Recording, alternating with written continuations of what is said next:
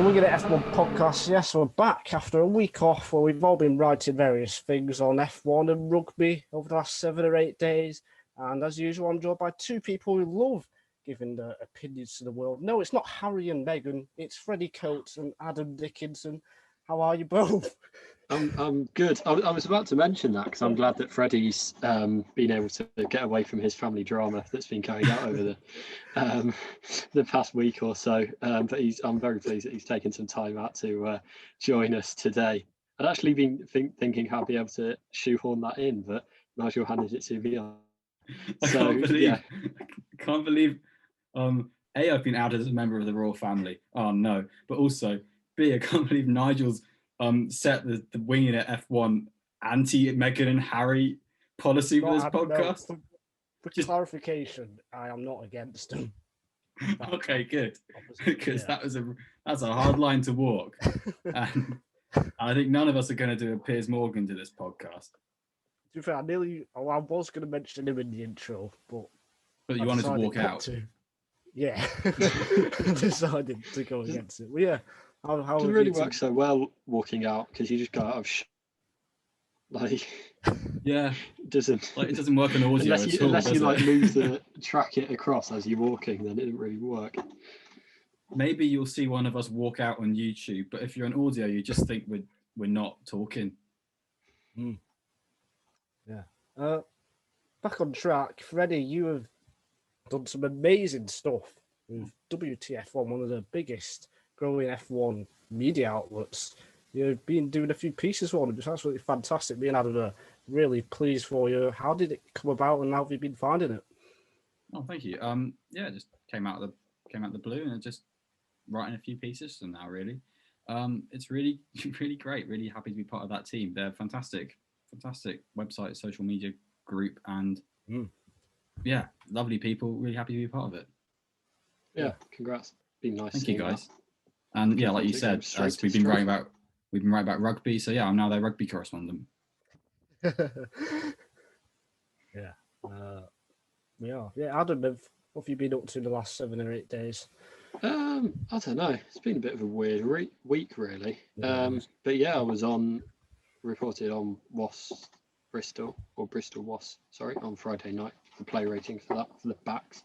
And yeah, it was it's one of those that they played all right, but then it was a bit of a drop off in the second half, and it's always quite a weird one to score, and someone else was doing the forwards, so there was a bit of difference in how we rank a good performance or what number we put a good performance on or whatever. So that was quite interesting. But yeah, I was doing that, and I did a bit of testing work. I did some quotes pieces and a session report, which was quite interesting because I couldn't watch that session. So I did it off the live text, which is always good fun. But it's good practice. And yeah, I've been all right. Had a good weekend and good Monday. Yeah, you get some fantastic rugby pieces on Coventry Telegraph by Adam. They're really good. And as someone who knows only so much about Premiership rugby, I now know more about Wasps than any other team from looking at his stuff. And to be fair, we didn't even, for testing reports a couple of years ago, we didn't even have broadcast testing till 2018 or 19. So we're pretty lucky these days. Absolutely. And we will be getting on to testing in a minute. But first, I think the best thing to talk about, or the first thing to talk about, is the really sad news from the weekend that Murray Walker, Formula One legend, commentator for decades in Formula One, not just known in the UK but worldwide, sadly passed away at the age of 97. The F1 world has been paying tribute to him as they should. He's absolutely, he was absolutely adored, still is, and always will be. What did you guys think of the news? It was just awful, wasn't it? Yeah, Damon Hill said it felt like he would just never. He would go on forever. It felt like he would never go. And I always looked at that kind of thing, people from history of the sport, and kind of think, well, eventually something will happen. But I actually really resonated with that with Murray, because whenever you look at anything from Formula One history, it's always got the soundtrack of Murray Walker, and that's something that is consistent over, loud engines, quiet engines, bad races, good races.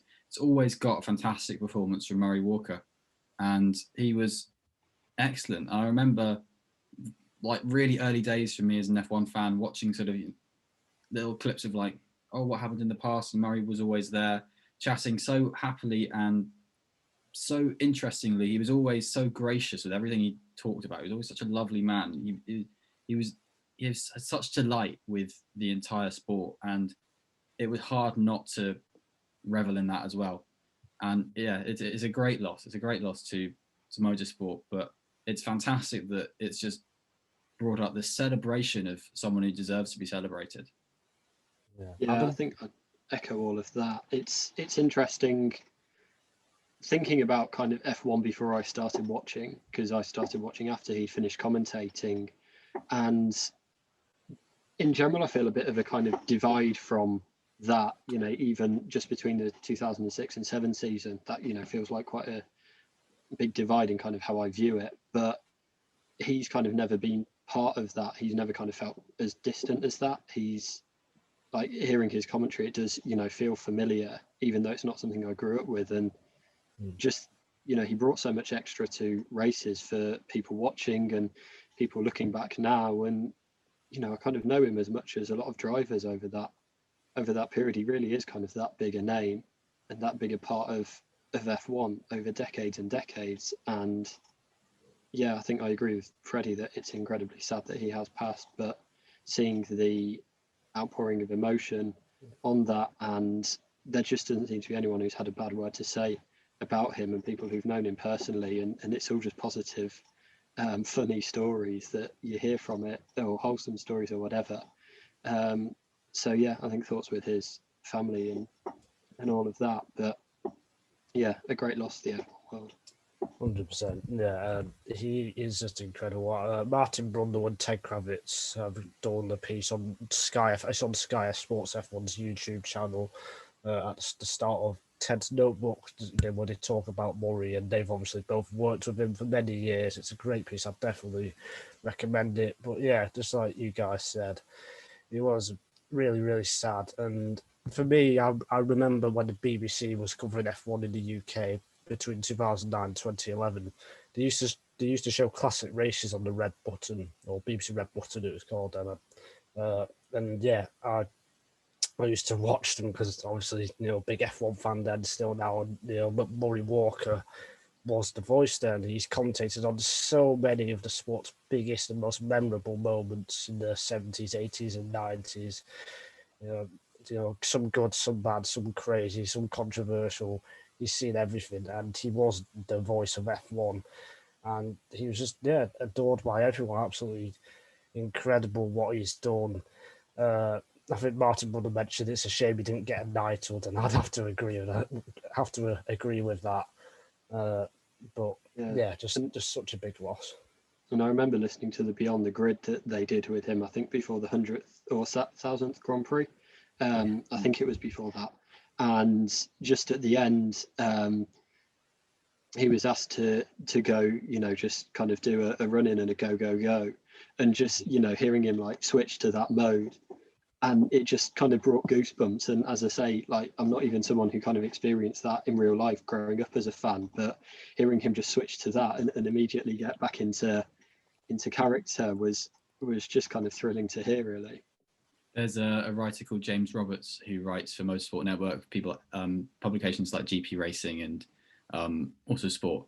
And he was doing an interview with Jenson Button and Lewis Hamilton when they were at McLaren. And well, Murray Walker was doing the interview, and he was kind of helping out with it. And he was driving Murray into the technology center, and there was a bar down, a barrier down, and then a green light went up, and Murray shouted, "Go, go, go," just out of the blue, just from the passenger seat. And he shared this story on Twitter, and that made me really emotional, because it was just, it really just spoke about how much he loved what he did. He adored what he did, and everyone adored him doing it. And it's fantastic. He's always been the person from F1 history I've wanted to meet the most. And I've always kind of thought, you look at drivers and sometimes you kind of feel like as a fan, you would bother them speaking to them about Formula One. You look at Murray and you think, I can have days of conversation, weeks of conversation with this guy, going on and on and on about something we both love, and it's such a shame that that chance isn't around anymore. Yeah, definitely. His passion was incredible. He's been on many adverts as well. Yes. Yeah, he'll definitely be missed, and we will try and use some of the passion that he had throughout his career in our podcasts, including what we're going to talk about today, which was testing. Just 3 days of running this year, which was tough for the teams, especially the ones who didn't get too much mileage. And the big story is Red Bull might be challenging Mercedes this year. Max Verstappen topped the time sheets during the final hour of testing on the Sunday. He also ran largely reliability free or trouble free throughout the weekend, as did Sergio Perez, other than when his engine cover flew off. Freddie, do you really think this is Red Bull's year? Finally. We were talking about this before the podcast. I think everyone's been talking about it in the same way. Is you just can't quite say it, and I don't know. I've got this sneaking suspicion that I think it could be a fight for it could be a fight at the start at least from Red Bull. I think there could be something there. They're great at developing. They've started at a higher baseline in comparison than usual. Adam, do you agree? It's just so difficult. I've been spending not insignificant periods of my time over the last kind of month or so looking at compilations on YouTube of people, of NFL pundits who have been doubting Tom Brady for about the past 10 years and saying that he's washed. Like, it always comes back to bite. And I feel like it's kind of the same thing. Like, I just can't quite bring myself to actually bet against Mercedes and Hamilton. I think Red Bull might make a better fist of it this year in terms of putting together a challenge, and I think Perez will help with that, and the progress that they seem to have made on the car will help with that. And to be honest, I think in a straight fight in terms of the best cars between Hamilton and Verstappen, I think it would be really close. But I don't know. I just don't want to. What would it take for you to change your mind and say, yes, this is Red Bull's big chance? I think if we turn up to the first race weekend and they really stick it to Mercedes, I think that would be when I'd kind of be thinking about it. You know, I was thinking back to Austria last year, and that was kind of a bit like testing in the sense that they'd been working on the cars for so long without actually getting a chance to drive them. Mercedes looked like they might be in trouble in terms of they had that issue with the sensor, and they had the issue with the sensors, and it looked like they'd be in trouble, and no, it just wasn't. I don't know. I think if we turn up to the first weekend and Red Bull are really sticking to Mercedes, that'll be the point. Yeah, Red Bull did win testing, and we can definitely say that Red Bull had a better car during testing than Mercedes did. But it's obviously there's 2-week gap until the first race, and then the other 22 races after that change the picture. Because you look at development cycles and you look at changes to cars throughout the years, and if we go back to the most recent challenge to Mercedes in 2018 from Ferrari, Ferrari started as a faster car, an equal car of Mercedes, and then became the faster car. Then Mercedes became the faster car. Then Ferrari definitely became the faster car and continued to be the fastest car until they put on an upgrade that made them the slower car for some reason. And so cars alter, they change. The whole pecking order changes as the year goes on, and that can change from 2 weeks time. But the Mercedes bring a new floor for Bahrain Grand Prix comparatively to Bahrain testing is we don't know at all, but it seems like they're going to be beavering away in Brackley to get on with that, because they've got form in bringing an updated car to the first round of the season, even to the second test. A couple of years ago, they basically brought an entirely different car to the test to the second test. Yes. And that was, it's not even sandbagging when you just realize that your developments will work. So they might have developments back in the factory to attach onto this car that will work. But now I say that, you kind of think, but also in 2019, the baseline was a car that was stable. This year, the baseline is a car that is unstable, which means that any development that's been pre-planned for this car will need to be held back and re-looked at to see whether it will either make an improvement or just become an addition to the bad bunch of aerodynamic differences that are there comparatively to the previous year. So it's a step. This test has definitely been a shot in the foot and a step back from Mercedes, but whether they can come back from it and when they can come back from it, not whether, when they can come back for it is the question for Red Bull here. And us. Yeah. I mean, Nigel, you've been doing the most on this. You're doing some fantastic work. So what's your opinion?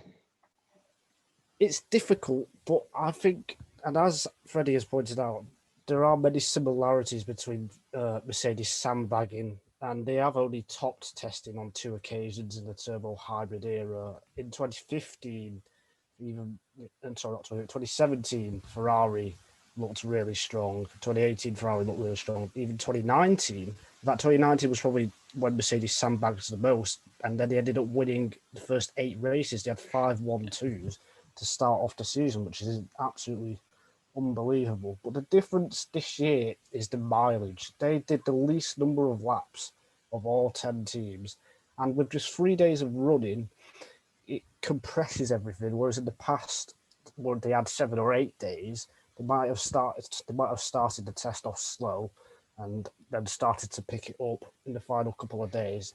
They don't have that chance this year because we're going to go straight into the first race in 2 weeks' time. It doesn't help that practice sessions have been shortened to 60 minutes as well, but it doesn't look planted at all. Hamilton, spinning twice, ended up in the gravel on Saturday. Bottas had a gearbox problem, which kind of kick-started the bad run for Mercedes in testing. Whereas Red Bull looks like they've got a car that's absolutely planted. This is Sergio Perez's first event in the car. You would expect it would take a bit of time to get up to grips. But he looks fantastic out on track. Verstappen, of course, does as well. And on some of the long runs that Red Bull and Mercedes have done, unfortunately, Mercedes didn't do a full race simulation, which was really annoying to see what their pace was. But Perez did do a long run at the same time as Bottas on Saturday evening. So that's when the race would normally take place at night when the temperatures are falling. And Perez was able to match Bottas's times, and that was his first day in the car. So I think that's quite significant. Yes, there will be more to come, and I'm sure Mercedes will be right up there. But I think Red Bull will be a match at least for them, just because the car looks so good. It's almost like they've reversed roles, because in the past, or last year, or the last couple of years, Red Bull looks like they've had a really twitchy car. We've seen Alexander Albon and Pierre Gasly struggle with it.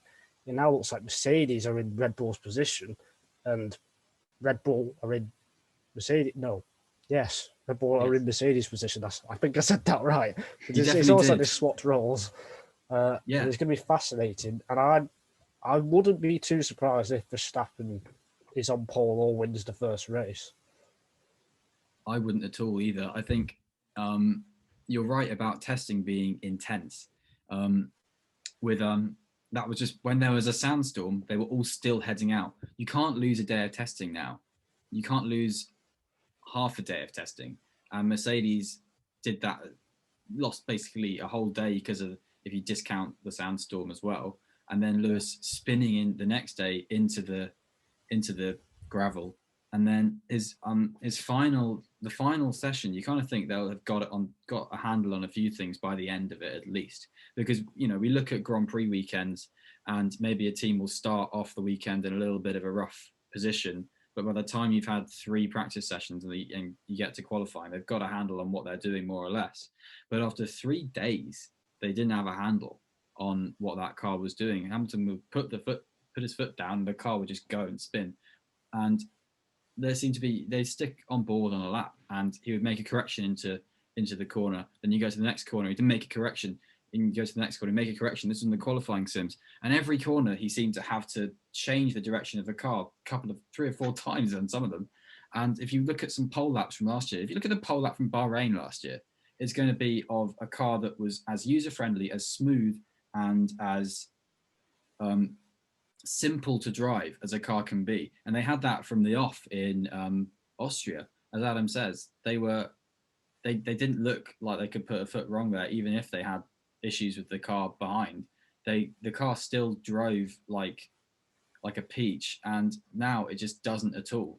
And that's going to be scary for them. I think that's going to be really, really, really not comfortable position for them, especially because it's Bahrain. Everyone else, it's Bahrain for the first race, and Bahrain was the test.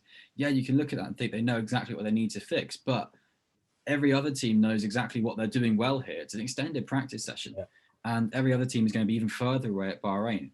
I think they're really going to be saved by the fact there's a massive gap to Imola. There's 5 weeks from now to the second race of the season. So that's, I think, where we're going to be having like an entirely different championship from there. Yeah, and that's... Oh, go on, Adam. Yeah. Are both of you or either of you willing to say you think Verstappen will be on pole or win? Because I don't think either of us or all of us would be surprised. I don't think any of us would be surprised if he is in that position. But will you go as far as to say you think he will? It's one of those things. Most likely, it's the most likely thing coming out of the weekend that he is pole and or win. Yeah, it's one of those things to me where even if it does happen, and I kind of expect it, it will still surprise me just because Mercedes, it's Mercedes. Yeah, It feels kind of like Red Bull obviously would win the pole, they'd win the race if they won it, because they have corrected the issues they've had with the car in the past. They've sorted out the rear instability that plagued them last year. And meant that like the instinctive Verstappen was able to feel the car a lot better than the other two teammates he had for those couple of years. But Mercedes have also handed to them on a plate. I think if Mercedes had made the steps Red Bull had done, they would be about 4 or 5 tenths ahead of Red Bull, but they've made a step back, which is, weird. I don't know. I'm filibustering. I'm trying to fill time. It's kind of like... I think yes, to answer your question, Adam. But if they're reliable as well. They've proved that they're reliable. That's another major thing with new Honda power unit. So I'm inclined to say yes, only because I thought Verstappen would win the championship when I said that a couple of weeks ago. I wouldn't be surprised if either of them got pole or won. That's the thing. I think it'd be actually going to be a very kind of interesting even fight. I think that's more fun. I'd rather it was that. I'd rather have 4 cars going for it than 2 anyway. I'm going to say that as well. I think he will, but I'd also say over the past 10 or so years, the winner of the first race hasn't been very indicative of the winner of the championship. I think Hamilton in 2015 was the last one, and before that... Pardon? Oh, yes, Rosberg in 2016. Yeah. But yeah, you're right. Vettel, Bottas in Australia. Yeah, Vettel didn't win in 2013 or 12. So... Bottas again last year. If anything, you don't want to win. I mean, let's not go that far.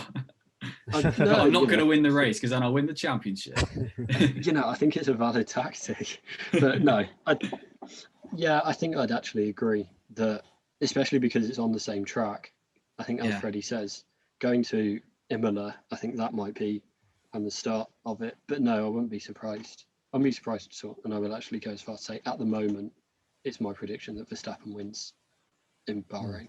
Looking ahead to Imola and not Estoril, I was going to say Estoril, Portimao.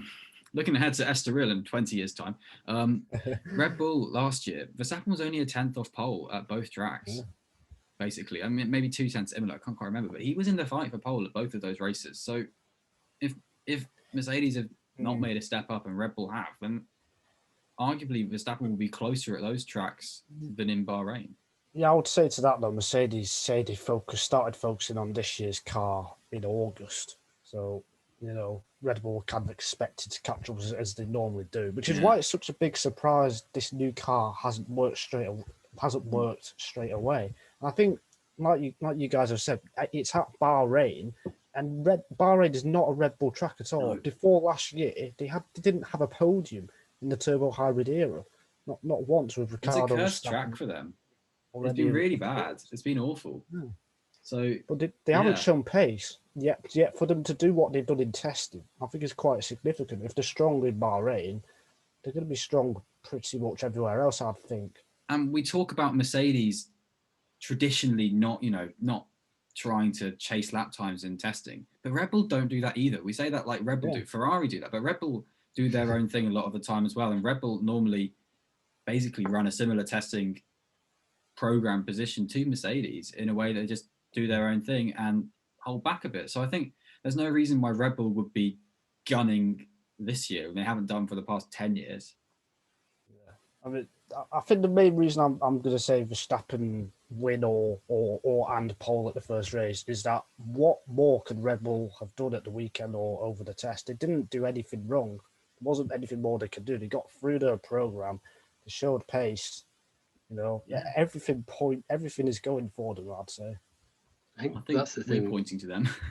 If you base it off testing, there's only one winner. I think the reason we're keeping Mercedes in there is because of the last few years, or basically the last 8 years. If it was any other team, we'd be writing them off, but because it's Mercedes, crucially, it isn't. Yeah, Yeah, it is Mercedes. It's a great point. That. Yeah, yes, I don't know. I think, as I say, I can't bring myself to doubt them for the title. It's an exciting conversation. It's getting me excited. I'm just for the fight. I mean, it's just going to be great. And I think, further back, it's going to be interesting. We'll get onto that in due course, but further back is interesting as well. I mean, this year wasn't supposed to be a shake-up. This year was supposed to be a continuation with a little bit of similarity to last year, but it's become mad. It's insane. I mean, From just this side, test. I mean, I know we're getting hyped over testing. You're not allowed to get hyped over testing because it's testing, because it's completely different to everything that happens in the rest of the year, because it's testing and everything changes. But what else are we going to do? It's interesting. Absolutely. Yeah. Let's not rule out the 7-time, could be 8 consecutive world champions just yet. Yeah, no, I definitely agree, Nigel. I think equally it wouldn't surprise me if Verstappen wins in Bahrain and then Mercedes win the next 5 or 6 on the bounce. Like that feels like the most Mercedes thing. But we'll have to see. It's properly exciting though. Like, it feels there is a genuine title battle to be potentially excited about. And it feels like there's 2 capable drivers at Red Bull, because Perez seemed to fit in, I think. I know it's testing. I know Jolie and Palmer look like he fit in at testing, but anyway. Would have been interesting to see how Alexander Albon, like genuinely, would have been interesting to see how Albon got on, whether he would have, preferred the car and stuff. But it feels like the majority of these changes have been made at his behest anyway. Yeah, I mean, they wanted him, they gave him every chance. And they wanted him in the car this year. Nigel still can't let it go. They wanted him in the car this year, and they gave him every chance, and he was still rubbish, weren't you, Alex? Yeah, go on, Freddie. Yeah, they wanted him in the car this year, and Vettel in 2022. They wanted Vettel to take a year out just to give Albon a chance, but Vettel didn't want to do that because if Albon did well, then he wouldn't have a chance. And it's kind of like, fair enough, Vettel. Yeah. Well, what was I going to say then? That's not good because we're doing a podcast live, and I forgot what I'm about to say. It's not live. Podcast live. Well, that's another step up. I remember. I mean, it's the battle we've been waiting for Verstappen versus Hamilton as well, or at least I've been waiting for about 3 or 4 years, and we might finally get it, and it's just so exciting. I'm too busy laughing at Freddie's and Adam's faces for those listening. We're in shock. It's going to be amazing. Like fireball behind us. And Bob Monk's the scream. For our all you art fans. For our Spotify, iTunes, and other sound. YouTube listeners. Well, I was going to say Spotify and iTunes. It's a good one to watch on audio. YouTube. So audio listeners. Google Podcasts. That's the word. Yeah, it's a good one to watch on YouTube. So go and have a look. Yes, Acast, shout out to them. That's that bit ticked off. Let's talk about some of the rest of the teams then. McLaren and AlphaTauri had a very good test too, I thought. Both are probably definitely in that midfield battle. McLaren possibly even ahead. What did you guys make of the form in Bahrain? Yeah, Daniel Ricciardo seems to be enjoying it. I think he said it was a bit different. You know, there's elements of the car that are different, obviously. I think he said the brakes was one of the things he cited as that. But yeah, he seems to take to it pretty well overall. And yeah, it's an exciting time for both teams because for AlphaTauri, it kind of feels like they're not too far away from breaking into the top of the midfield battle, or sorry, the back of the midfield battle. I know Tsunoda's coming in, so that might, there's kind of that. But on the flip side, McLaren finished top of that battle last year, and going from looks like strength to strength. I'd say AlphaTauri aren't breaking into the back of the midfield battle. I'd say they're climbing up to sort of, Alpine Aston way. I mean, actually, Alpine technical director Marcin Bukowski put my favourite quote out from testing, which was, "It's no longer a midfield; it's now just a field," which was my absolute favourite quote because it's not like he's going to be winning it with Alpine. But anyway, it still is the midfield. So I know it's just testing. Maybe Alpine are going to win anyway. I think with AlphaTauri, it's about consistency. They were kind of getting the results and getting into Q3 on occasion or kind of semi-regularly, but it wasn't. The other teams were doing it every race with one of their drivers, pretty much. I think it's kind of that step up that they need to make. That on occasion they were within the midfield battle or at the top of the midfield battle, but it wasn't every single race. And I think that's kind of the step up because they were behind Ferrari, who were then another half step behind. The kind of battle for third. So, yeah, I think it's exciting times, as I say, for both. Yeah, definitely. And Yuki Tsunoda was kind of the star of the show on Sunday, lighting up the timing charts, trading fastest laps with Max Verstappen in the final 60 minutes or so, having a few hairy moments as well. I know it's only testing, but for an F1 got a lot of hair as well, so. He has, yeah. Not anymore. He had a haircut. He's got so much cut off. It's mad. Oh, wow. What do you mean in a few weeks? Hair facts. Yeah. For an F1 debutant, though, he's already delivering, I guess. Yeah, he really I think he really needed the low fuel runs as a rookie. So I kind of think he probably had a few more of those goes at those than everyone else did.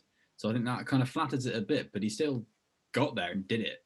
So he did good low fuel runs. He was on, I can't remember what tire he was on. I think it was on the step C5. Verstappen was on C4, wasn't he? So it still flatters him a bit to put him only a tenth off Verstappen. But surprised the C5 held up, to be honest. I am, yeah, because most people were doing really, really similar laps on the you don't normally test tire in the C3, weren't they? Yeah. But yeah, Tsunoda looked great. Gasly had a stellar test. He set the most laps of anyone. AlphaTauri and Alfa Romeo were the top performing teams lap chart wise, and Gasly did something like, I want to say 237 laps, which is ridiculous for everyone else. I mean, Vettel did 117 laps. So well done, Pierre. You're doing good. AlphaTauri, I think they're great. I think they're going to do fantastic this year. Are they still a dark horse? No, not at all. They're great. They're doing really well. I think they're going to be fantastic this year. I think they're going to take how last year we said, oh yeah, Ferrari, they've had a really bad test, but they won't be lower than third, and then they were sixth. If we say something like AlphaTauri have had a really good test, but then they'll probably be sixth. I reckon they could be fourth or fifth, or up there. I reckon actually if McLaren ahead of them, then AlphaTauri could be fourth.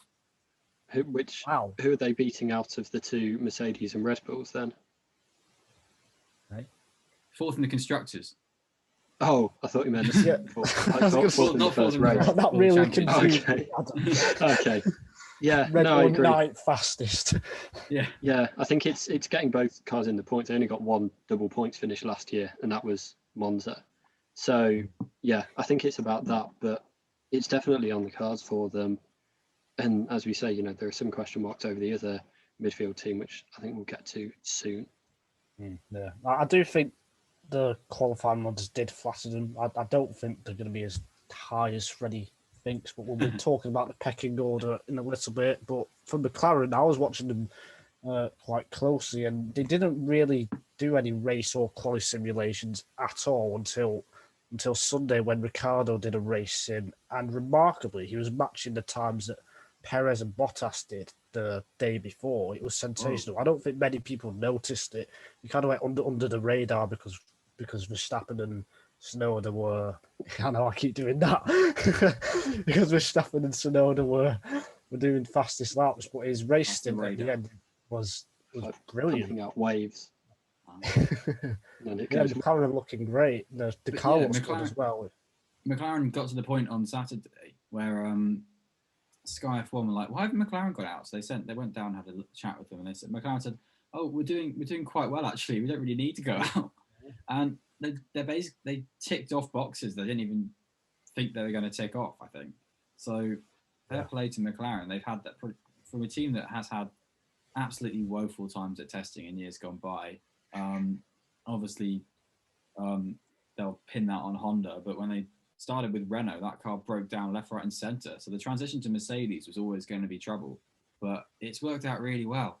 And they've got a funky new rear diffuser as well that they're very keen to defend. They're very keen to say how legal it is, which is also really quite fun. They were really surprised that they're the only people who've spotted it. So I imagine there could be quite a lot of rear end development as the year goes on, with a few people copying McLaren. I believe I just said that. I don't know what you said. I said rear end development, so I don't know what you got from that. Yeah, carry on. Well, I think I finished. the defending the legality is interesting. He's like, he wanted me in his house. Didn't break in at all. It was an invite. Yeah, I think just on that point, do you think there is still a midfield? Because I'd say so. I think there's a definite split between so far Mercedes and Red Bull at the top, and then probably at the lower ends you're talking Alfa Romeo, Williams, and Haas. I think there is still that. Haas, to be honest. I think McLaren have pulled away a bit, and Alfa Romeo have got closer a bit, but there's still sort of a pack in the middle. I think. I feel like Haas and Williams are going to be at the back. I think Williams are going to have some great performances and some poor performances, and I think Alfa Romeo have got them pegged really. And McLaren seem closer to Mercedes and Red Bull, but Aston Martin had a bad test, I think. Alpine had an okay test, but it wasn't as good as McLaren's. And AlphaTauri had a really good test, which puts them with Alpine and Aston Martin for me. So I kind of think the midfield seems to have shifted down from where it was last year, basically, if that makes sense. I think McLaren have got closer to Red Bull and Mercedes, and I think they might break away slightly from the midfield. But then I would say AlphaTauri, Ferrari, and Alpine, and Aston Martin, they'll be super close, and it'll just be track dependent as to who's ahead out of that bunch. But I also think Williams and Alfa Romeo have closed in on the midfield too. And we only saw George Russell for one day on the Sunday because Roy Nissany took the car on the Friday, and then it was Latifi on Saturday. And Russell did a race simulation as well, and his pace was much closer to the midfield, definitely compared to last year. So I think Williams have made big strides, and then I do think Haas will be in their own league, but in a bad way. And Williams' car looks a lot better in person. Yeah, it looked amazing on track. I thought actually after we had gone on about last week in our winging it livery off. Nando's livery off. I've got to get that sponsorship in there. Please sponsor us. But yeah, it looked a really good car on track. I think it's up there now. Maybe a few sort of bits need to be sort of slicked out because it's still a bit patchwork. But I really like the look of that. I think the Aston Martin looked worse on track. Yeah, it did. Yeah, I'd agree with that. Yeah, even though I quite enjoyed the Aston Martin, the look of it. But yeah, Aston Martin, other than Mercedes, probably had the worst test. He had gearbox issue, he had a turbo boost pressure problem, and he had an electrical failure as well, which meant, as Freddie said before, Vettel did the least amount of running out of the 21 drivers, but Roy Nissany only did the one day. Out of the current field, Vettel did the least number of laps, which wasn't good, for a new team, and he's already admitted that he's not where he wants to be. Is there any thoughts on Aston Martin quickly? I think it's worrying if he's kind of saying he's not where he wants to be, because he needs to be, compared to where he was last season, he needs to improve on that, to kind of take a step back forward in his career, or, kind of revive, and have a solid end to his career. I think that's worrying. On the flip side, it is coming into a new team and it's a very different environment, different machinery, going from Ferrari to Mercedes and all of that. So I think maybe cut him a bit of leeway on that, but it's not where he'd want to be for definite. Not ideal. I'd say they're on the back foot. They're probably the team that's most on the back foot. Well, maybe Haas going into the first race of the season. Yeah, I mean, the best place to learn the car will be in the races anyway, and there's so many races this year that it's going to be fine. I think really realistically for him. Yeah, he's had 3 days of testing. 2 afternoons of his were in the garage basically, and that was it. That's what got in the way.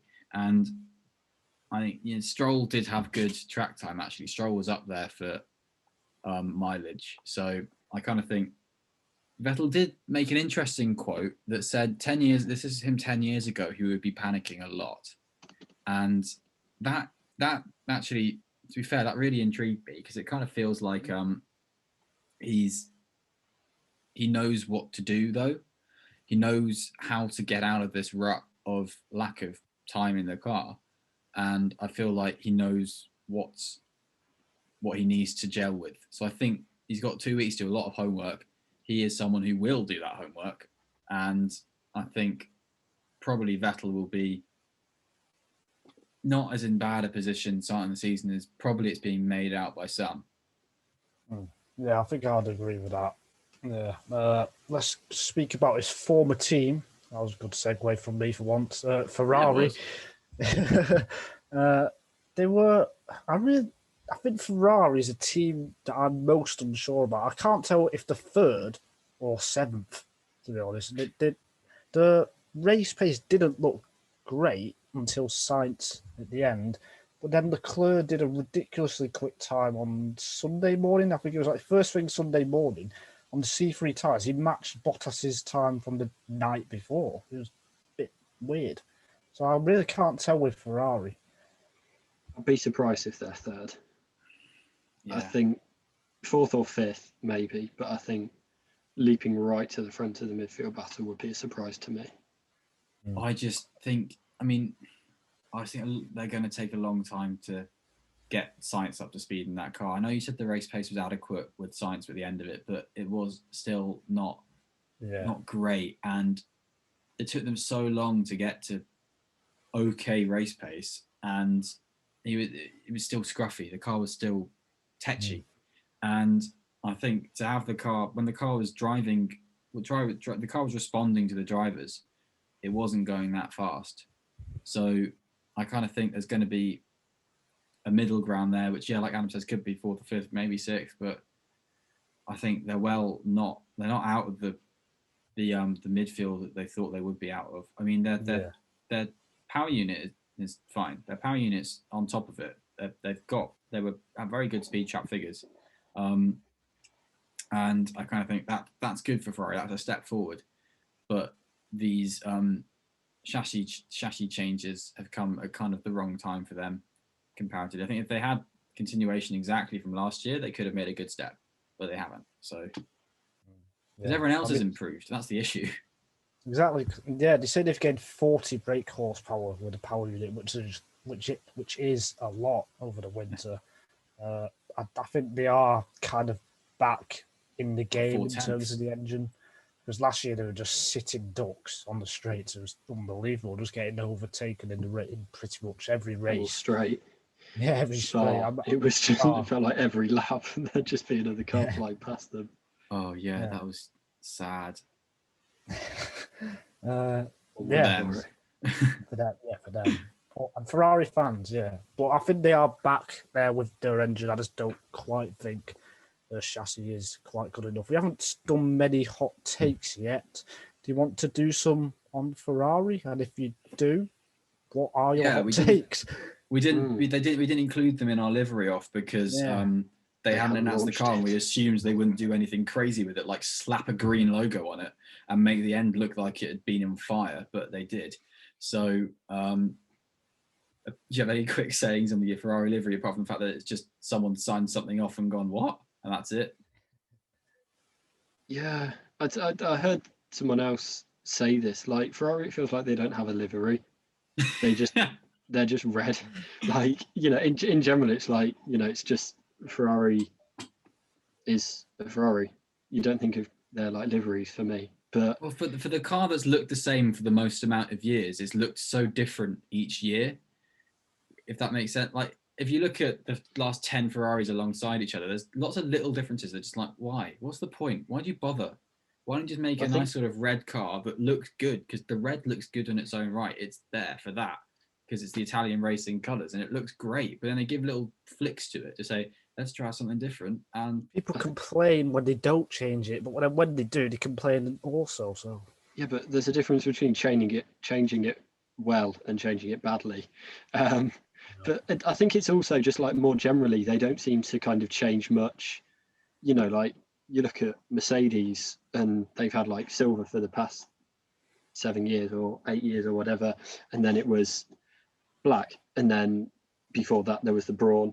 And it kind of, there feels like there's more going through it. Or look at Aston Martin now and kind of they've been through several phases of colours over the past few years. And I think it's that with Ferrari. It's like, it's just always some form of red with maybe white or maybe black.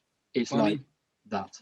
Team ownership is different for that because obviously Mercedes was an entirely different team to Brawn, an entirely different team to Honda, and Aston Martin's entirely different to Force India. But like Williams and Mercedes, McLaren would maybe be better comparisons. I think Mercedes worked for the past 10 years because you look at the Petronas aqua colour they have on the side of it, and that's been an entirely different format as it's gone through, but it still looks stylish and it still kept the trend for the Merc cars going through. Like if you look at they have those like silhouette T-shirts when they win the championships, and the aqua is entirely different formats in all of them, but it still looks good, and it's how you can reinvent the same thing, and that's what Ferrari have tried to do, but they feel like they've done it in more Art Deco kind of ways. Yeah, but I just think like with Ferrari and Red Bull's probably the other one that they've just had this same livery for so long that it's just like, I don't know, it's just there anymore. There doesn't feel like there's much change. But a green logo doesn't help, I don't think. No, it doesn't. And I like the It numbers. won't be there for like most of the races, it's just fine. Yeah, I think that's the main thing. They've just done it to get a bit of a storm going. That's a good point about the numbers, though. They do look great. Very nice. Nigel, you don't want to. I thought you were going to say something there, Adam. Chat. No. What was that? Oh, you okay. You don't like silly livery chat, Nigel, but no, I don't mind. Have a yellow livery. That's what I really like to see. No. Just a yellow Ferrari livery. just like one season, one race even. Just be great. The reason it'll be one season is because everyone will stop buying Ferraris and stop buying Ferrari merch. Only rich people can buy Ferraris anyway, so everyone will stop being rich. Yeah. Well. Yeah, let's not get into that. Oh yeah, you want to bring us on to some hot takes? Yeah, it's a very long-winded way of going on to some hot takes. But welcome to the Winging It F1 podcast, everyone. Freddie, what's your hot take for Ferrari? Sainz won't score points until. Oh, thank God he's carried on. Not Sainz won't score points. Sainz won't score points until round 6. Specific? It is specific. What's round 6? Is that Azerbaijan? Possibly? I think Monaco's round 5, so it must be Azerbaijan. It certainly is 6th of June, maybe. I might rephrase that. Sainz won't score I points for think the it's first. too late now. I Sainz quite like won't the score idea points of for the- like Sainz being really close in like 5 races in a row, and then like he just like loses a wheel at like the last corner or whatever. But that happens like 5 races in a row that he's like, oh, he's about to get 4th, and then just like no, gone. And that Sainz just won't score. Sainz won't happened score for 2 points. months. Sainz won't score points in the first 5 races. I'm not saying he will definitely score them in the 6th. That's what I was going for. Okay. Okay. Have you got one, Adam? Is that a hot take? I don't really know because Vettel had a terrible season. So Yeah, but like not scoring points. I mean, some races like only 12 people finish. So, and Williams take up 2. Vettel's still got 1 point. So. But then Williams take up the 2 non-scoring points, so you guaranteed to finish in the. You've got a 50% chance for 5 races, haven't you? So. Yeah. Yeah. Yes, you do. Cool. Maths.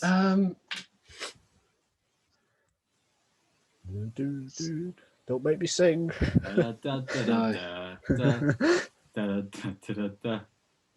Go. Charles Leclerc. Well, it's always difficult with these trying to think what's hot. Say it and we'll shout you down. Leclerc finishes in the top 6 of the Drivers' Championship. Oh, wow, that is spicy to me, anyway. Where did you finish last year? Don't know. I feel like it was actually a lot closer to that than. Yeah, because of his podium. Do you remember? Yeah. Oh well, I'll stick with that. He was 8th last year. Actually, yeah, go for it. Because I mean, if we're saying 2 Mercedes, 2 Red Bulls, and 2 McLarens, for him to beat good point. one of those 3, that's going to be quite something. For me, is it fair to say Ferrari won't get in the top 5 of the constructors? Is that hot? No. No, it's not. Okay. I feel like that's not a hot take at all. Top 4, I'd say that might be hot. No, I'd say Wait, if not. they will, I'd say it'd be hot. Wait, what? I said wait not for top 5. Not top sorry. 5, yeah. So not top 4 would definitely not be hot. Yeah, no, sorry. I was thinking if you said they finish in the top 4, that would be hot. But I just got the wrong end of it. That's a good point. Well, not top 5 is prediction, so I'll come up with another one. Let's say at some point there's going to be a wet qualifying and Sainz or Leclerc is going to get pole. Ooh, okay, that is hot. Yeah. Yeah. What if they get pole in the dry? Well, if they get pole in the dry, I got to be careful what I say here. See, the thing is, if you just said they'll get a pole, that would still have been really hot. Yeah, it would. Yeah. But now you've made it harder for yourself because if they get a pole in the dry, then you've got to go and do some forfeit, like jump off a dam or something. Equally, how are they going to get a pole in the dry? Like, really? I really hope they do now, so we can make Nigel like skydive. I mean, I said, what was it last year? Vettel didn't sign fast into I would eat a hat or something. Luckily, yeah, Vettel eat a hat's normal because everyone eats hats every day. True. That's like the classic. So yeah, that's what Freddie has for breakfast every day. Yeah, little hats. Yeah, counting my blessings. Yeah, have we got any hot takes for any of the other midfield runners while we're doing these? We've really We've done them on our Vettel previous wins a episodes. race. That's too hot. Alonso wins a race. I think Alonso's got more chance than Vettel Vettel. having a big race this year. Like, it's Until like he has one. crazy race. And he kind of gets like into at least a podium, but I feel that I don't know if that's hot enough. Vettel getting a podium. I'll tell you what, let's have a prediction. How many different race winners and pole sitters do we think there will be this year? Last year there were Pole sitters is the hard one. 5 different winners last year, I think. 5 winners and 4 pole sitters. Yeah.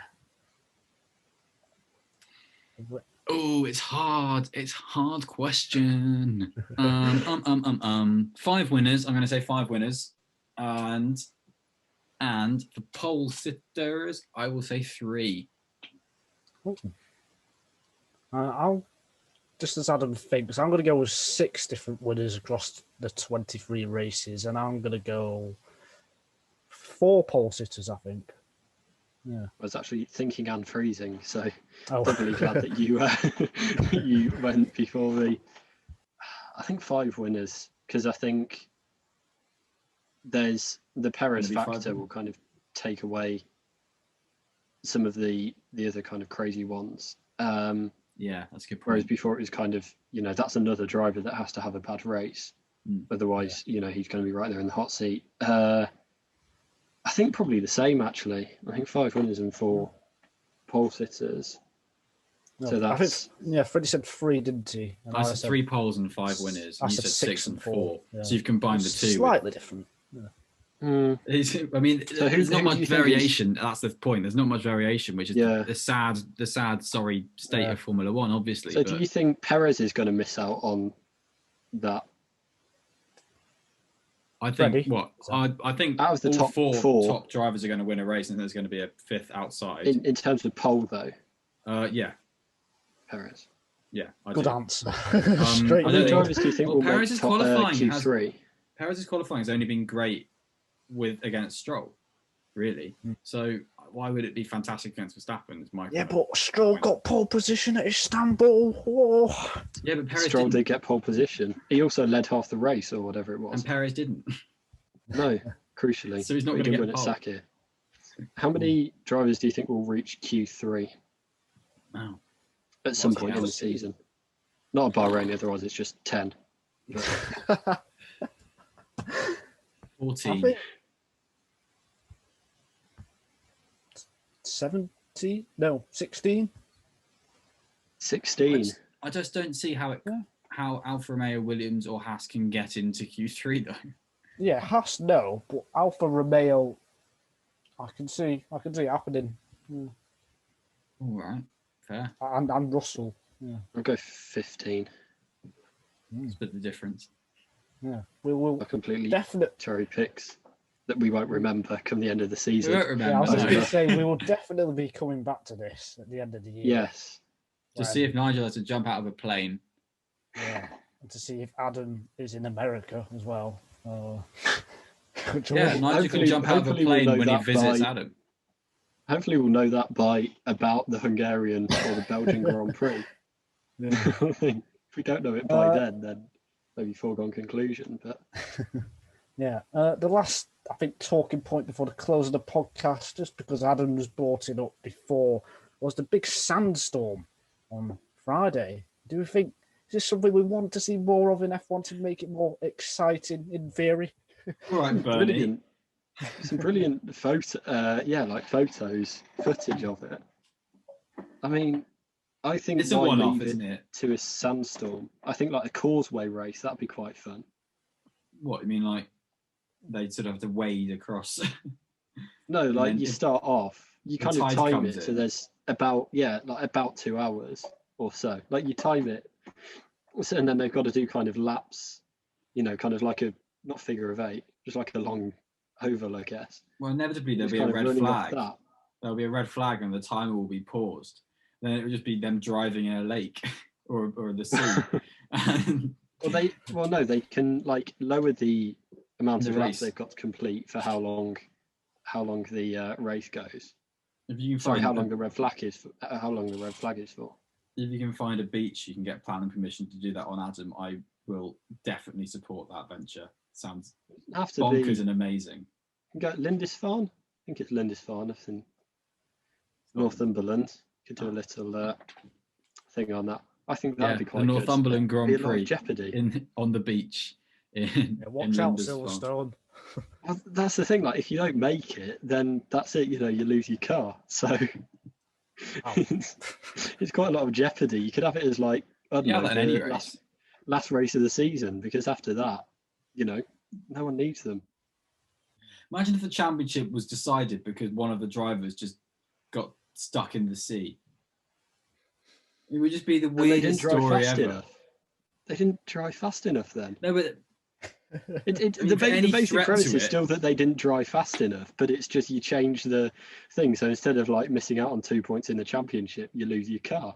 going right to Alejandro Agag, you've got an extreme E race on your hands Yeah, it'd be a lot funner in F1 cars. because it wouldn't work. For for some drivers would nail it, and that'd be what would be great to see. But the drivers would all be going around within like a few tenths of each other anyway, so they all just finish the race. It's not there's a massive gulf in performance between the drivers. He's frozen. Well, if you get the timing right. Yeah, but you need to get the timing right between. I'm back. But yeah, apart from that idea, I was thinking about how it was this time last year about that all the Racing Point stuff on that there was, and it kind of felt like the fabric of F1 was kind of in danger of like, will every team do this in the future? And there were like real questions coming out on that about it. And now, we just like completely forgotten about that, or I kind of had until I thought about it the other day. So I think it's interesting looking back. Well, more teams have built up their relationships with other manufacturers, so it hasn't really ruined the fabric of F1. It's just become a thing, basically. It's customer parts and stuff like that, and there's open source parts from this year as well. People like certain parts have to be put onto a database to be accessed, and I think that's going to be actually wonderful for competition. So I think the DNA of F1 is competition for me. So if you're going to make competition, that's fine. So there we go then. There's Adam's idea if he wants to take over Liberty Media. So they better watch out in the next, however long Adam lives for. So 10, 15 years maybe? No, let's talk about Alpha Romeo. Can you grow a massive moustache by then? Can you grow a massive moustache in 10, 15 years, Adam, so that you can then rule over Formula One? Well, no, it kind of feels more like the IT crowd death day kind of thing, that like for a 5-year period of my life, Nigel's going to kill you. Yeah, I'm going to have to be kind of, looking out at every turn for when Nigel's going to kill me. So yeah, I don't know. I don't really know where to go from that, to be honest. Let's move on. How far would you be willing to go? Like, would you, I don't know, start like a civil war in Coventry for it, and then just be like, haha? Like, it's quite a sad introduction to the pessimism stakes when we're talking about Adam's murder from one of the members of the podcast. Yeah. Is it the pessimism stakes or is it the optimism stakes? Because Alfa Romeo, I thought, were pretty good. To the pessimism stakes now, the whole season. If they do really well, then next year it can be the optimism stakes. This episode of the pessimism stakes can be the optimism stakes, but the segment is still called the pessimism stakes. That's still the one that Nigel is going to sing a jingle for now. No, I'm not. Thanks for that. Good try. It's worth a try. Alfa Romeo, Williams and Haas. I think Alfa and Williams have closed up. Is that something you'd agree with? That is something I would agree with. Whether the Alfa Romeo, Williams and Haas can be like clipped and put by some head, shoulders, music. knees, and toes. Yeah, and then Alfa put by some Romeo, jingly music. Williams and Haas. And that can be our jingle. What was the question? Alfa Romeo, Williams and Haas. Williams and Haas, and Mercedes, and is. This is quite incredible. Wow. Aston Martin and those. I ran out of teams. I couldn't think. Join us next week when Freddie does it with the drivers. Alfa Romeo and Williams have they closed up. Twinkle, twinkle, little star. We took a little stroll. Yeah, I think they have. I think in general things are getting a bit closer over the whole grid. Whether that will translate into kind of better points finishes or significantly increase, I mean, for Williams it's got to surely, but I don't know.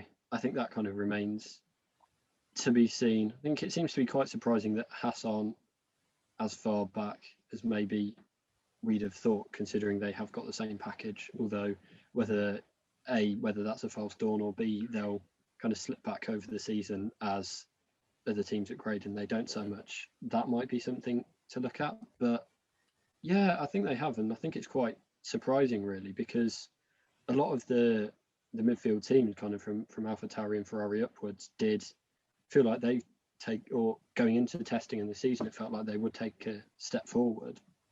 But yeah, I think everyone has, and that tends to be what happens when there's not much regulation change. Like the regulation change that has happened, I was going to allude to that and say that that's why Haas haven't fallen back as much as we would expect. Because if it was flat regulations, then there's nothing for Haas to change. And then if they weren't doing any development or anything, they wouldn't have been upgrading the car. They would have fallen back. But there has been regulation change with the floor and all of that. And so that's token free. And that's why Haas haven't spent any tokens and stuff like that. But they have made changes and then therefore made developments to their car, which is why they are a bit closer. And you're right, it is closer than I thought they would be based on the fact that they haven't made changes to certain bits, to other bits. But the bits they've made the changes to, they've clearly done a decent job with it, to be honest. No, I still think they'll be last. And they've never finished last in the Constructors' Championship, but I think they will be. You know, it won't even be close. I think Williams and Alfa have moved on away from us and will be touching the midfield, I'd say. And they've lost the Wiley, Grosjean and Magnussen, who did have a knack of doing really, really standout races every now and again. And the drivers they have there now, 2 rookies, and it's not wrong to have a double rookie lineup, but well, it's I not great. don't know about that. I mean, it's not the great. thing in F1 is kind of objectively right or wrong, to be fair. But yeah, like I agree. It doesn't seem to be a recipe for success this season. No. But I also think kind of at that end of the grid, points scored isn't necessarily the same thing as who has the fastest car, or even who has the best drivers, as we've seen over the past few years. So you're right. It wouldn't really surprise me, to be honest. And as we kind of spoken about before, Williams seem a bit allergic to points, even when they're in a position to get them for one reason or another. So yeah, it wouldn't be surprise me if Haas just gone a mad stretch, like Hungary last year, when they, pitted on the formation lap, like something like that. It was dry, to be fair. They just have that knack. So, I think it wouldn't surprise me at all if they are ahead, just based off the kind of arbitrary, 10th place finishes that happen. Yeah, there can be some probably attritional races that fall. We have no idea which way they will fall. So whether they fall to Williams, whether they fall to Haas or Alfa Romeo, it seemed that they fell to Alfa Romeo a bit last year because Austria won, Alfa Romeo got points with Giovinazzi. Imola, when they had that big random moment at the end, Alfa Romeo got double points. And I think the same was in Mugello. Kimi got some points. Was third at Monza at one stage. Yeah, exactly. So I can't remember that. Alfa Romeo seemed pretty decent with their random opportunities to get points, more so than Williams and Haas. But there's no reason why Haas and Williams can be discounted from shock points in the same way, really. Where do you think Alfa Romeo are at in terms of their, that's a quite hard sentence to say, in terms of their driver lineup? Where do you think that would rank within the, because that kind of seems to be something for me where, again, like I Kimi... put them 9th a month ago when I ranked them in for Racing News 365. Shout out to them. Yeah, I put them 9th. Yeah, I think 9th rings true to me as well, really, because they've got experience together and they've got relatively even pace together. And we saw Kimi was at least in 2018, to be fair, was a bit of a match for Vettel. And last year, Giovinazzi, at least in qualifying, was definitely a match for Kimi. So Giovinazzi could bring his races up a little bit, and presumably will do in a third season, because he's a guy who's been making incremental gains, not massive gains, not like show off gains in his career, but he has got better and better as it's gone on. So there's no reason why Giovinazzi isn't going to be better this year. So they're all right. That's it. They're not got any star. Like every other team, I've said this before, every other team has a star at the moment. It's mad. Every team's got a lead driver. You've got Alonso, you've got Vettel, you've got Ricciardo, you've got Gasly in a way, AlphaTauri. They've all got a star driver, and you don't have that with Alfa Romeo or Haas, frankly. Yeah, I think Russell. Because I think Alfa Romeo, it kind of felt like going into last season, they might be the slowest car, even behind Williams, and they kind of dispelled that and ended up coming top of that Class C battle. Yeah, I think they'll continue to get a bit closer. I think, did Nigel say they get like 50 points or something I might have Yes. said that, yeah. 50 points, which seems a bit far-fetched. I'm not going to lie, but That was the optimism stakes to that, a T, that actually that's a thinking way they'll too do well. optimistic stakes. I think But- this is the driver lineup that we said this last year. It was probably the most interesting one for the next year, and then they kept the same drivers. And I think, again, I'm going to fall into the trap of saying this could be a really interesting one for 2022, because it looks like the Alfa Romeo sponsorship is leaving, so there's no onus on an Italian driver, and there's not the funding for Kimi Räikkönen so much if it stays as Sauber. So I reckon this could be an interesting team to watch for 2022's silly season. I think make it a team to watch for 2021. He said 2020 there.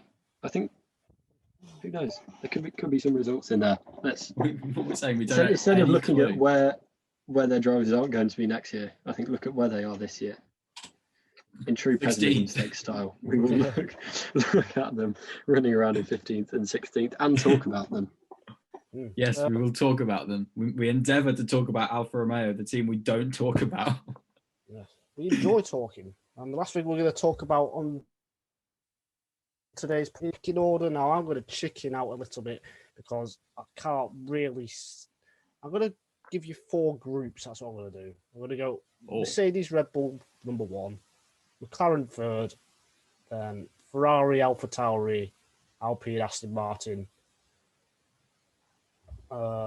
Actually 5 groups. Then Alfa Romeo, Williams, and then Haas. That's exactly what I was going to say. I can't. I mean, like Adam was saying outside, off the podcast when we weren't recording, it is tested ultimately, and it's 3 days, so it's just so hard to judge really. And even after the first race, we will only have seen one track. We need a few races to get a good idea of where everyone is. I think in terms of the points scores, I think it will be Alfa Romeo, Haas and Williams together. I think it will then be a big gap. I don't think there'll be a big gap between Alfa and Williams to Haas. I think they'll kind of be quite similar on not that many points. On pace though, do you think they'll have like no chance of finishing on the back row in qualifying? Do you think Haas is just going to lock that out? No, I don't think they will. Okay, because I have a feeling. I kind of think. I don't know. 17th would be a really good result for Haas. Yeah, I don't think they're going to be one of these really awful teams that are just locking out the back every race. I think there'll be a bit of mixing up in there. It might over the season they'll probably be the ones who get the most back row starts, but I don't think it will kind of be really completely just Haas there all the time. Again, at the other ends, I kind of agree because I can't really see out of AlphaTauri, Ferrari, Aston and Alpine who's going to challenge McLaren. I think if I had to say anyone, I know I said AlphaTauri earlier, but I do think Alpine can string a season together. I think it'll be. I would have said Aston personally. I think it'll be a case of it will kind of change on tracks. I think McLaren will always be up there for the 3rd best team, but I don't think they'll kind of. I don't think they'll have it all their own way. It will just be some tracks they're up against Alpine, sometimes they're up against Aston or both, or some of the other 2 teams that I've not mentioned. So yeah, I think kind of consistently winning out over the season, they will be 3rd with a bit of comfort margin. But I don't think it's going to kind of be clear cut that they will be the 3rd best team on most weekends.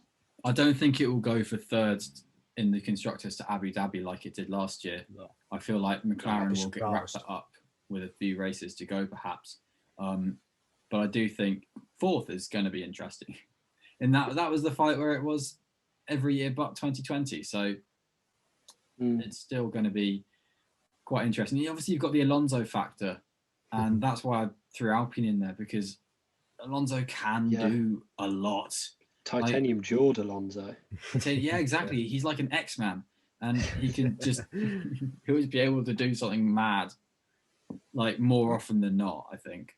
I mean, it does feel quite rare anyway that over 46 finishes, for a team over the season, that it does come down to the final one. Just because there's, even if there's a small variance over those races, there's going to be a more decent gap as it kind of grows out. So I think in general, having that closeness is a rare thing, but it's great. Yeah, I do agree. It's just Alpine seem to have a fair few question marks over them that McLaren don't. I think Alpine don't really. What question marks do you have over Alpine? They're two drivers to start with. Really, I think Ocon put on really good show in testing. I think Alonso seemed to be straight at home in the car, especially considering his recent jaw surgery and bike accident. So yeah. I actually think Alpine had a really good test, and they had a lot of mileage. They had a lot of reliable mileage, crucially, and they have stuck to their guns on a few interesting concepts that actually make sense. Like their big fat airbox is because they're cutting up basically the side pods, so that means that they can channel more air into the diffuser, and they've absolutely nailed how to get rid of how to keep a lot of the downforce they lost by cutting off the floor, frankly. And they've done some really interesting things with Alpine. They kind of, I want them to do well because I've said this, but also because I kind of think Ricciardo was always there last year. Ricciardo was like up there, Perez, Ricciardo, and then the rest, frankly. And yeah, it'll be Ricciardo, Norris up there again this year, but I feel like Alonso will be the one mixing with Ricciardo and Norris the most. Yeah, I don't see why it wouldn't be anyone else. I do want them to do well, but again, it's going off the 3 days of testing. They look to be up there, but how did their drivers do in 2020? Those, it's kind of, have they taken that step forward? Got better and better. Ocon got better and better in 2020. By the end of it, he was on form with Ricciardo, and what Alonso did in 2020 was negligible, obviously. But what he did in 2018, in his last time in a Formula One car, was drag the 9th best car to like 7th in the constructors. So he can drag a car. Can they continue that? I think so. Whereas I don't think there's that question for, crucially, McLaren. Wow, I quite enjoyed that debate there. I was just listening to it. I agree. Really the question's not there for McLaren. That's why I'm saying Alpine more 4th, not 3rd. Yeah, I'm saying definitely. I think Alpine. No, I think I would agree with that. I think I'd say them 4th. Yeah, I'll go them 4th because going to Aston, feels like even more questions around them. Yeah, and I'm going to check it out as usual. Yeah, I'm going to give it a few races, I think. Well, yeah, it's very exciting, and we're just less than 2 weeks away now from the start of the 2021 Formula 1 season in Bahrain, just like where they've been over the past few days. And yeah, we're all looking forward to it. We'll be back with another podcast next week to talk about more F1, obviously, because we're an F1 podcast. That would be weird if we didn't, but sometimes we do, because that's who we are. We're going to be talking about. We're going to be talking more on the news and building up to what is hopefully a really good season. So thanks for listening or watching, and we will see you next time. Bye.